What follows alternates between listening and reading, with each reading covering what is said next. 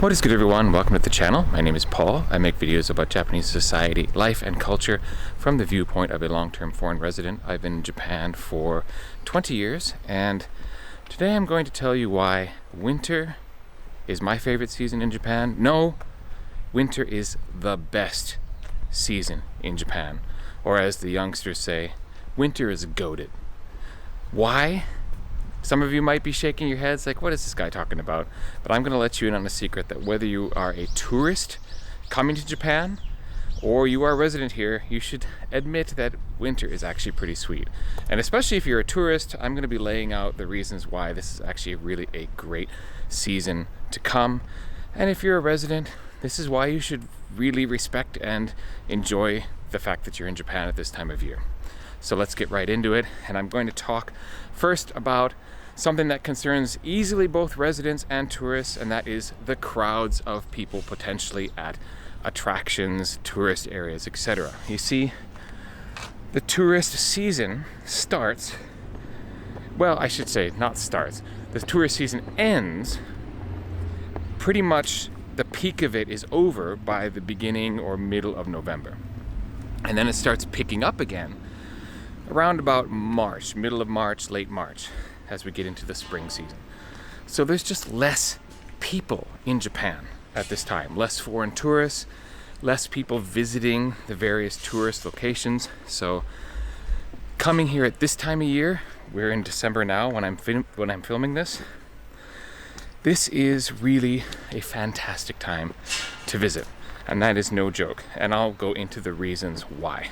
First of all, I should start with a caveat, my bias. I am from Wisconsin, which is the upper Midwest in America.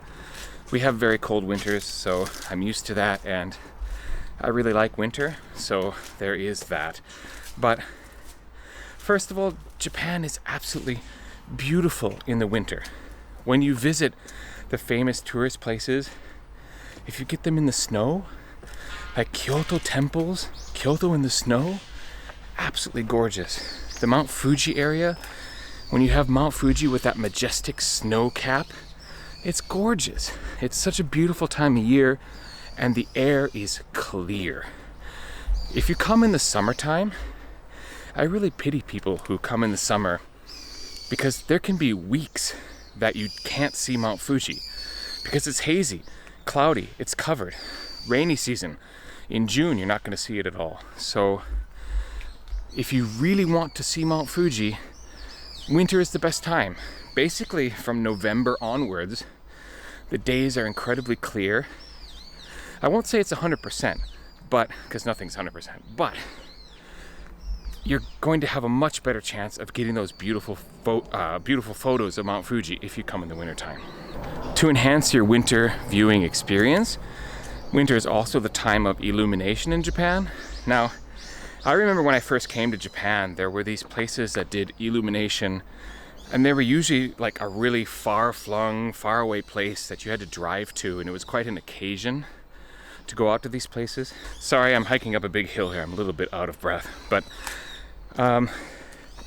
illumination is now pretty ubiquitous. It's kind of all over Japan now. Local parks have put up shows because they want to attract visitors, and illumination is just really popular in Japan. So you can get photos of that in various beautiful spots with Mount Fuji, for example, and they do a lot of light up stuff at temples in Kyoto, for example. So again, if you have the snow covered temple buildings, you get this beautiful view that way. And in addition, there are fireworks festivals in winter. Most people associate fireworks with summertime in Japan, but places like Lake Kawaguchi in Yamanashi have fireworks, and I'll put a photo on the screen here of fireworks with Fuji. Imagine capturing that photo. And while you're outdoors capturing these photos, guess what? The mosquitoes are dead. That's a great plus as well. So winter is a great time for sightseeing. If you want to go up into snow country and capture those crazy shots, you know, in between the giant snow drifts up in like Akita and Aomori and like Sea of Japan area, part of Japan. Got to do it in winter. Winter sports, this is the time to come and go skiing and snowboarding. World-class ski resorts in Japan that you can go to. and are clearly popular worldwide for people coming from all over. The Sapporo Snow Festival is at this time. You can go see those fantastic snow sculptures that happen up there.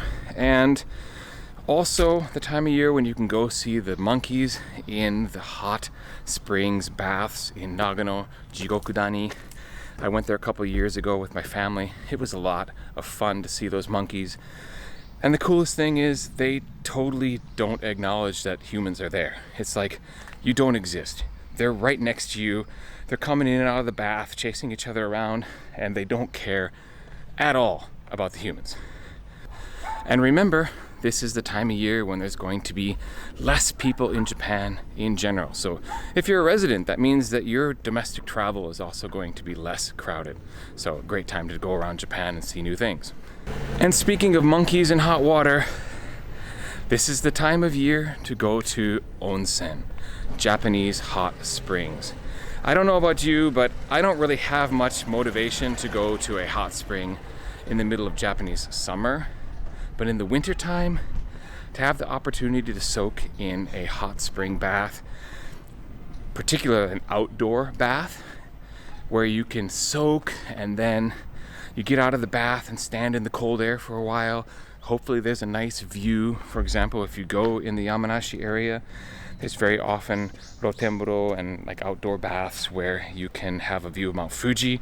So snow-capped Mount Fuji in the distance, a snowy garden as part of the onsen decor, and then you're just enjoying a luxurious hot springs. It's unparalleled, let's put it that way. It's such a wonderful experience that you can't have if you come here in the summer. Now, of course, one of your concerns may be how to stay warm and, how to pack for traveling, like you might have to pack a little more heavy. I would say that's not really the truth because you're going to have pretty consistent weather in the winter. You know what you're getting into, at least if you look at what the temperatures are usually in the area that you're going to be visiting. Obviously, if you go down to Kagoshima at the end of Kyushu or Okinawa or something like that, it's going to be different. But if you're traveling around, you don't have nearly as much variation in terms of the temperatures in the wintertime. If you come in the spring or the fall, you can have hot days followed by cold days followed by hot days again. So you're going to be constantly needing to switch out what types of clothes you're wearing. So winter is at least predictable. And with the cold is another thing that you have to consider. Some of the best food that you can enjoy in Japan is the food that comes out in the wintertime. All of the different hot soups and stews, like tonjiru, oden, the nabe, having a nabe party with your friends. Now, what are all those things? If you don't know, tonjiru is it's kind of like a miso base soup with pork and vegetables that you actually find a lot at events. They make giant pots of it, like for neighborhood events, etc. And everyone gets a bowl of that at like a neighborhood mochi making party or something like that. Oden comes out in the convenience stores around winter time, and that's basically a boiling pot of delicious goodness that is actually really healthy for you. It's not high in calorie, nothing really bad ingredient wise in it. It's pretty good for you. And if you're vegetarian, it kind of can't do it because the soup is usually a fish-based soup. But I'm sure there are vegetarian odens out there. And oden is actually one of those famous kind of street stalls that will appear in Tokyo or Yokohama, where you sit under like a hood, like a little roofed, a cart, and eat oden and drink hot sake and just enjoy the warmth entering your body while it's cold outside. Cold weather places have some of the best food. I mean, think of the great ramen that comes out of Hokkaido, those hot soups. Not to mention their soup curries, which are less well known, but are there to warm you up in the wintertime. And there's other foods that are better as well. There's actually fruit that's in season in the wintertime in Japan. The most obvious one is the mikan, or the little mandarin oranges that are absolutely ubiquitous at New Year's time. They're everywhere. Everyone's giving each other mikan, and I love them. They're delicious. And strawberries are a winter fruit in Japan. For an American, that seems weird because strawberry is supposed to be a summer fruit. You pick it in August or whatever. And in Japan, they're grown in greenhouses. So they're actually at their best in December and January, which is why they're always a part of Japanese Christmas cake. So yeah, get your best strawberries in the winter, believe it or not. Another one is sushi and sashimi. You might not realize this, but the cold is good for the fish. Why? Because fish caught in colder waters have more fat. So more fat equals more deliciousness. That's why all of the best seafood is always said to come out of like the Hokkaido northern waters or the Sea of Japan waters on the north part of Japan, because cold water equals better fish. And so winter, obviously, even colder water means even better fish. A lot of them are great. Like the tuna, especially in the wintertime, is going to be a lot better. So if you love sushi, sashimi, winter's the time to get it here.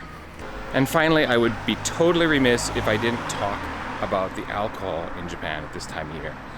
You see, Nihonshu is best enjoyed in the wintertime.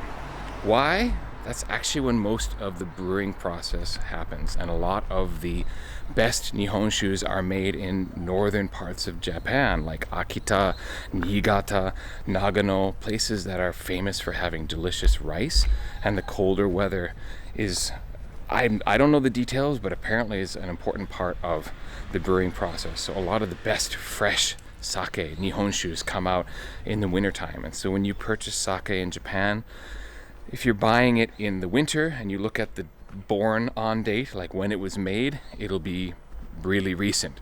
If you're here in the summer or the autumn, you're going to look at the born on date and realize that, oh, this sake was made 6 months ago, 8 months ago.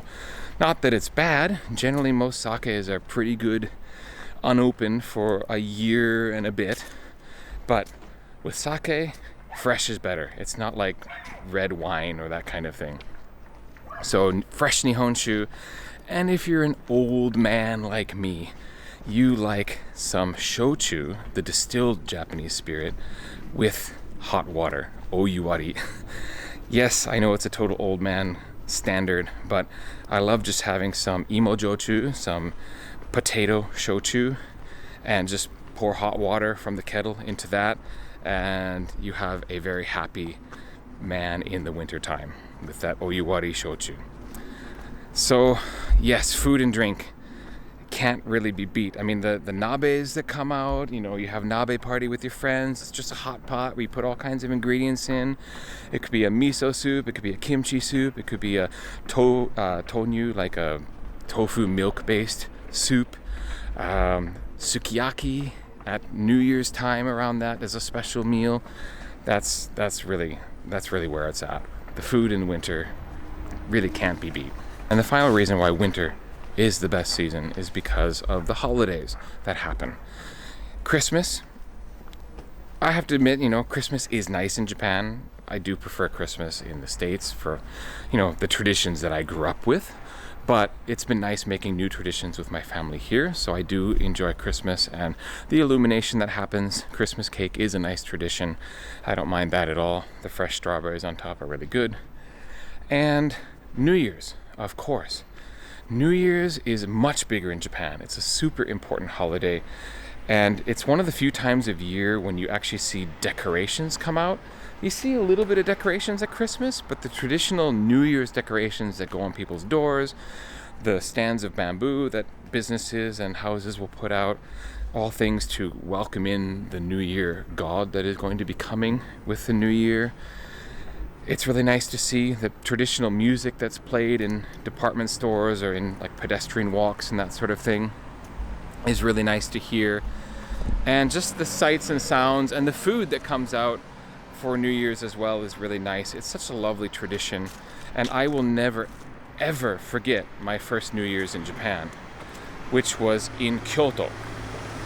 I actually went with a couple of friends, and we started off the evening at Chionin, which is the grand old temple in the Higashiyama or the Eastern Mountains area of Kyoto, and we watched the monks ring the giant bell there. And it's like one of those things where it's the clapper for the bell is like basically a log, and the monks do this full lay down swing to make that clapper meet the bell with this resounding dong, and it was really, really just amazing to see. And it's a tradition I've kept since then, to always go out at around midnight. Wherever I am, you'll be able to hear those bells tolling at the temples in the area where you are. They're ringing 108 times to ring out the sins of the previous year. And it's part of my ritual. I have some good nihonshu. I go out and I listen to the ringing of the bells. It'll be a clear, cold night, and it's a moment that I treasure because it's just a reflection of the year that's happened, and looking forward to the year that's to come. And it's a moment of peace that I've treasured every year that I've spent New Year's here. After we witnessed the bell ringing, we went next door to kind of by a back path to Yasaka Jinja, which is the shrine that is kind of the cornerstone shrine of the Gion area, or the geisha area of Kyoto. And there we did Hatsumode. Hatsumode is the first shrine visit of the new year. It's a tradition for many people. Typically you can go on New Year's Eve, past midnight, or New Year's Day at some point. And typically I've been told that Hatsumode is okay to do up to like the 3rd of January or the 5th of January, kind of depending on who you talk to. But it's your first shrine visit. It's a time when you'll actually probably end up in conversation with people around you, because everyone's standing in line waiting to pray or waiting to buy some kind of amulets or things to protect their home or to add to their home shrine.